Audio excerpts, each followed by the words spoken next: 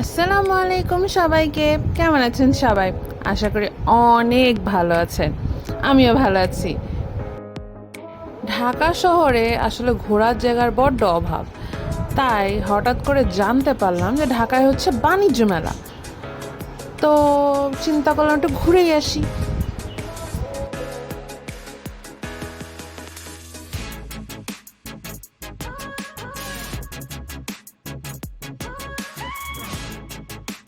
আপনাদের মনে হতেই পারে এই সময় আবার কিসের বাণিজ্য মেলা। চিন্ময়ত্রী সম্মেলন কেন্দ্রের সামনের জায়গাটায় হচ্ছিল এশিয়ান বাণিজ্য মেলা। টিকিট 20 টাকা, কিন্তু স্টুডেন্টদের জন্য টিকিটের দাম হচ্ছে 10 টাকা। তেমন কোনো স্পেশাল আইটেম পাবেন না, ওই বাণিজ্য মেলায় যেগুলো পাওয়া যায় সেগুলাই।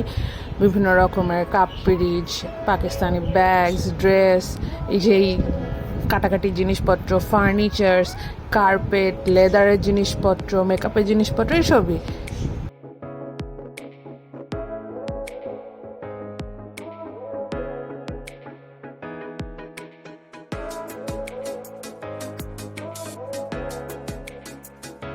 ছোটোখাটো পরিসরে মোটামুটি একটা মেলা হচ্ছে, আপনারা গেটটা দেখতে পারেন।